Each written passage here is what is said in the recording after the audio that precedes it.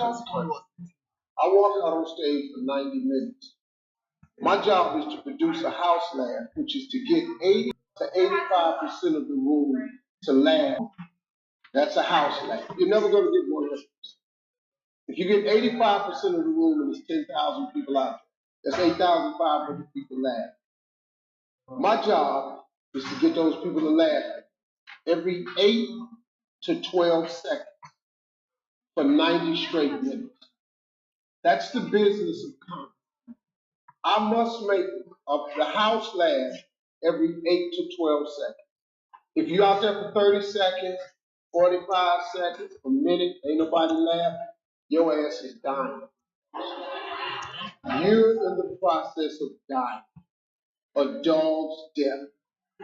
And so you got to do a lot of stuff. You know, my comedy is not for everybody. Like some of y'all been tightening up on just some of the little shit I said today.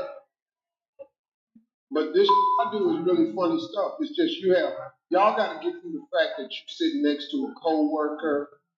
Then y'all got to get next to the fact where you got to hope that the person you sitting next to is easy as you are.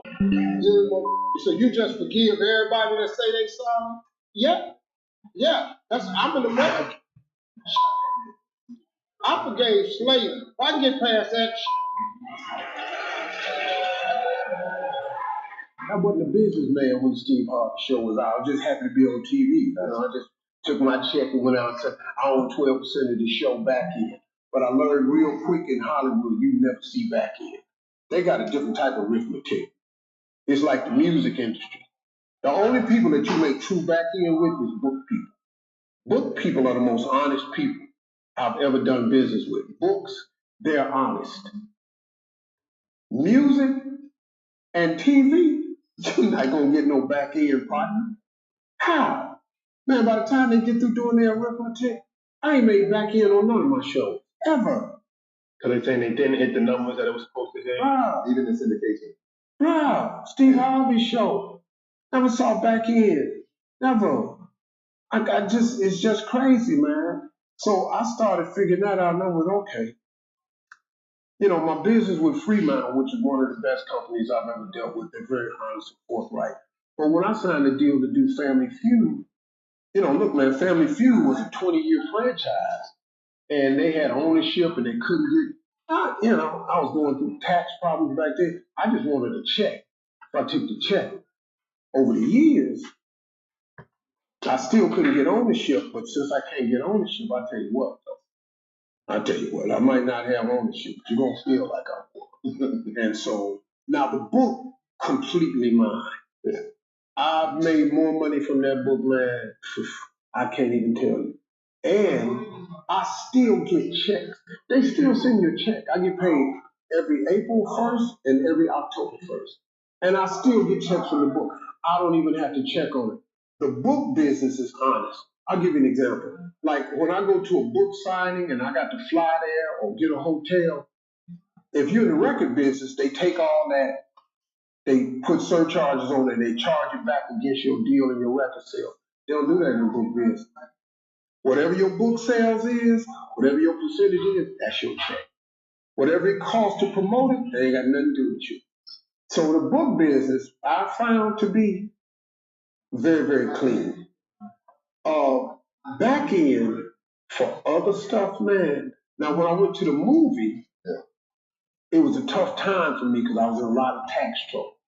So I took a big check from Sony for the rights, and then I made back end points on the movie. I did, but I could have done better. I'm not in the shape I'd like to be because I don't really have a lot of time to work out. It's just, I'm very conscious of what I put in my mouth. So I eat foods that feed my cells.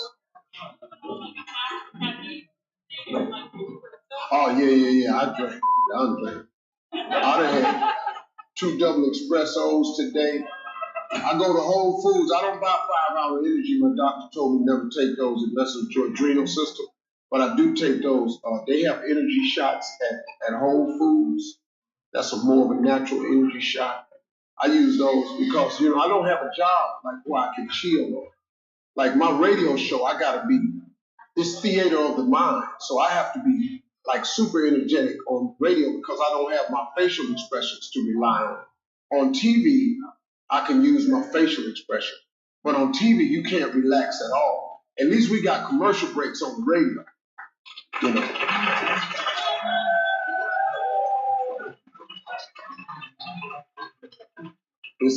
It's hard to be on all day. It's really it looks a lot easier than it really is.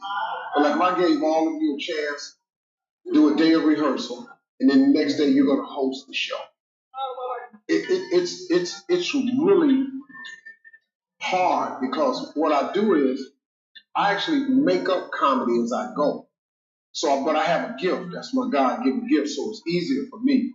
It would be super hard for you to come out here and make anything funny. That's hard. And then to interact with people, relate to them, remember, it's kind of hard, you know. It really is. But at the end of the day, I play music and tell jokes for them. That's crazy. That's like, I mean, how big of a blessing is that God let you do that for a living? I mean, man, I used to work with my father in construction. I said, this can't be it.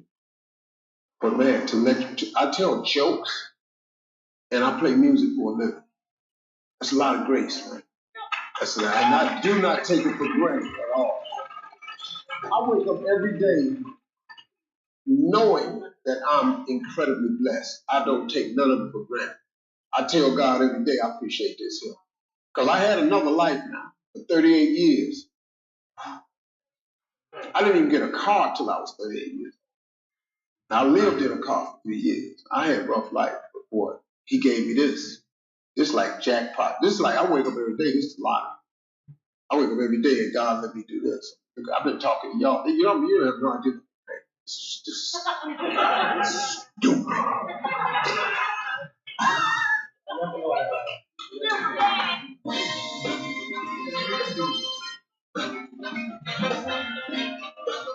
Hi, Joshua. With the Brooklyn is Mr. Paul.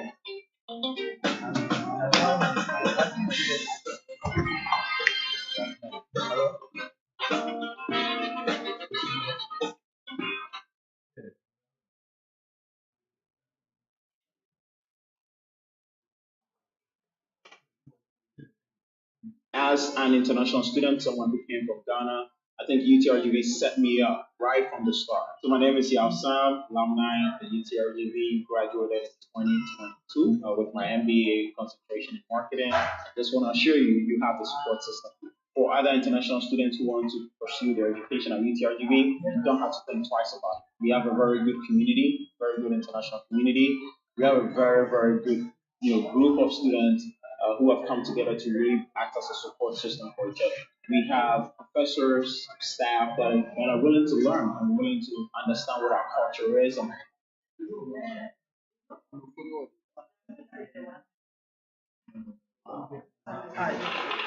you have to know that God got you some kind of way.